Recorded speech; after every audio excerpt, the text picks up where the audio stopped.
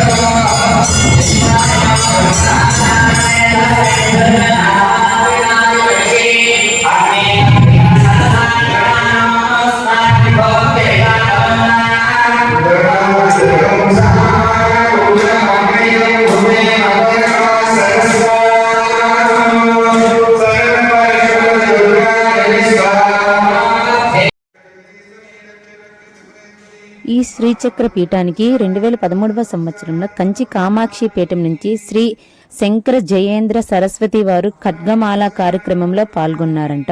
అయితే దేశంలోనే అద్భుతమైన కార్యక్రమంగా పేరు పొందింది. అక్టోబర్ నెలలో అమ్మవారిని పంచలోహ విగ్రహాల్లో శరప్రతిష్ఠ ఆవిష్కరణ చేయడం అయితే జరిగిందంట. 2010వ సంవత్సరంలో అమ్మవారు శిలా విగ్రహ రూపంలో దర్శనం ఇచ్చారు. అయితే 2013వ సంవత్సరంలో సహస్ర మేరువులను ఆవిష్కరించడం జరిగింది. ఏడాది ఈ హిమాలయాల నుండి ఇక్కడికి నాగసాధువులు వివిధ పీఠాధిపతులు వచ్చి లలితాదేవిని దర్శించుకుంటారంట. ఈ టెంపుల్లో దర్శిస్తే బాలారిష్టాలు పోతాయని ఇక్కడ భక్తుల ప్రగాఢ నమ్మకం. అయితే ఈ శ్రీచక్ర పీఠంలో ప్రతి పౌర్ణమికి కుంకుమార్చనలు అయితే జరుగుతాయండి. అది ఏంటంటే దంపతులను ఒక్కొక్క మేరు దగ్గర కూర్చోబెట్టి సువాసినీలతో పూజనైతే జరిపిస్తారు.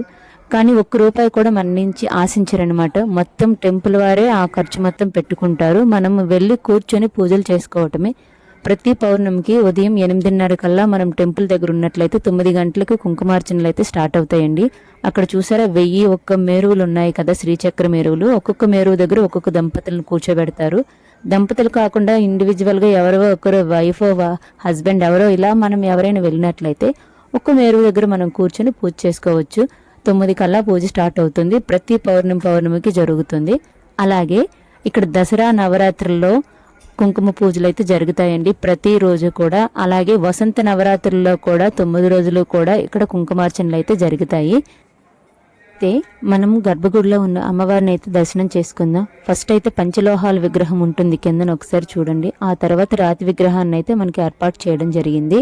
ఆ గర్భగుడిలో ఉన్న ఆ చిత్రాన్నే ఫోటో రూపంలో మనకు అక్కడ అందించబడుతుంది. మనం ఎవరైనా కొనుక్కోవాలనుకుంటే కొనుక్కోవచ్చు. ఈ గర్భగుడి చుట్టూన విఘ్నేశ్వరుడు, అలాగే సూర్య భగవానుడు, శ్రీరామచంద్ర ప్రభు ఉంటారండి. ఈ ఆలయం ముందు భాగంలో అయితే మనకి 15 అడుగుల శివలింగం అయితే ఉంటుందండి. మనం దర్శనం చేసుకోవచ్చు. అలాగే ఇప్పుడు అమ్మవారి పాదముద్రికలు ఫోటో రూపంలో ఇక్కడ చిత్రించబడ్డాయని చెప్పాను కదా, అవి చూపిస్తాను చూడండి. ఇగోండి, తడిలో అడుగు పెడితే ఎలా ఉంటాయి, ఇలాంటివి 11 అడుగులు అమ్మవారివి అయితే లలితాదేవివి ఆ రాత్రి కనిపించాయి. వాటినే ఇక్కడ ఫోటో రూపంలో ఉంచారు దర్శనార్థం. ఇతనే బాలభాస్కర తేజమూర్తులు. ఇతనే ఈ ఆలయాన్ని నిర్మించారు. ఇక్కడ 1001 శ్రీచక్ర మేరువులతో పాటు 9 అడుగుల మహామేరు అనేది దర్శనమిస్తోంది. ఈ మహామేరు శ్రీచక్రం అమ్మవారికి మరో స్వరూపంగా భావించబడుతుంది. అమ్మవారు తామరూపంలో ఉండేటప్పుడు ఆదిశంకరాచార్యులు అనేవారు అమ్మవారిని సాత్విక రూపంలోకి మార్చేటప్పుడు ఆ ప్రక్రియలో ఈ మహామేరువు ఏర్పడిందని ఇక్కడ పురాణాలు అయితే చెబుతున్నాయి. ఇక్కడ ఈ శ్రీచక్రపీఠంలో ఉండే మహామేరువులు 1001 ఉన్నాయి కదా, అది ఒక్కొక్క మేరువు 2 అడుగుల వెడల్పు 2 అడుగుల పొడవుతో ఉంటాయండి. ఈ మేరువులన్నీ కృష్ణశిలతో నిర్మించబడ్డాయండి. ఈ మూర్తులను ఉజ్జయిని మహంకాళి ఆలయంలో చూసి ఇక్కడ నిర్మించడం జరిగింది. అయితే ఇక్కడ ప్రతి పౌర్ణమికి తెల్లవారుజామున శ్రీచక్ర అర్చన మహాహారతి ఇస్తారండి అమ్మవారికి. అప్పుడు అమ్మవారు మనకి బంగారు కిరీటంతో దర్శనం ఇవ్వడం జరుగుతుంది. ప్రతి శ్రీచక్రం దగ్గర దంపతులతో కుంకుమార్చన జరిపిస్తారు. ఈ ఆలయం నిర్మించింది శ్రీ తేజమూర్తులు బాలభాస్కర శర్మ గారు. ఇక్కడ 5 సంవత్సరాల లోపు పిల్లలకి భోగి రోజు భోగిపళ్ళు కూడా పోస్తారండి. వాళ్ళకుండే బాల అరిష్టాలు ఏవైనా ఉంటే అమ్మవారు దూరం చేస్తుంది అని అక్కడ భక్తుల ప్రగాఢ నమ్మకం. అది చాలా ప్రసిద్ధి క్షేత్రంగా మన సిక్కోలు జిల్లాలో పేరు పొందిన శ్రీచక్రపీఠం అండి. ఇది కుంచాల కురమయ్యపేటలో ఏర్పాటు చేయడం జరిగింది. ఇక్కడ నవరాత్రుల్లో భాగంగా చూసారా, అమ్మవార్లకి కుంకుమార్చనలన్నీ జరుగుతున్నాయి. ఇక్కడ అమ్మవార్లందరినీ నిర్మించి అలాగే రుద్రాభిషేకాలు చేస్తారండి. ఇక్కడ 1,000,000 శివలింగాలను ఏర్పాటు చేయాలనేది కంకణం కట్టుకున్నారు. దాని కార్యక్రమంలో భాగంగా బాణం అని పిలుస్తున్నారు. ఒక్కొక్క బాణం ఖరీదు 450 రూపాయలు పడుతుంది. మనం ఆ అమౌంట్ పే చేసినట్లయితే మన పేరుతో ఆ బాణం అయితే అక్కడ ఏర్పాటు చేస్తారండి. ఇక్కడ వాష్రూమ్ ఫెసిలిటీస్ కూడా ఉన్నాయండి. మనకు కుంకుమార్చన సమయంలో వాష్రూమ్ ప్రాబ్లం ఉండి చిన్నపిల్లల్ని తీసుకుని వెళ్ళిన వాష్రూమ్స్ ఉంటాయి. స్నానం చేసి వచ్చి కుంకుమార్చనలో కూర్చోవచ్చు. నిత్య అన్నదానం జరుగుతుందండి. ఈ ధ్వజస్తంభం నుంచి అమ్మవారు మెరుపు తీగలాగా మెరుపు లాంటి కాంతితో గర్భగుడి వరకు వెళ్లారండి. ఇక్కడ చూసారా శివలింగాలు, వీటిని 1,000,000 లింగాల బాణ మందిరం నిర్మించాలని చేపట్టారండి కార్యక్రమం. ఒక్కొక్క బాణం ఖరీదు 430 రూపాయలు పడుతుంది. అది మన పేరుతో అయితే నిర్మించడం జరుగుతుంది. 1,000,000 లింగాలను ఏర్పాటు చేయాలని. ఇవి చూసారా, ఇవి చాలా చాలా ప్రసిద్ధ పుణ్యక్షేత్రాలు, హిమాలయాలు అలా తెప్పిస్తున్నారు. ఇవన్నీ శివలింగాలండి. నిత్యం అన్నదానం జరుగుతుంది. ఇక్కడ మనం అన్నదానంకి విరాళం ఇవ్వాలన్నా ఇవ్వచ్చు.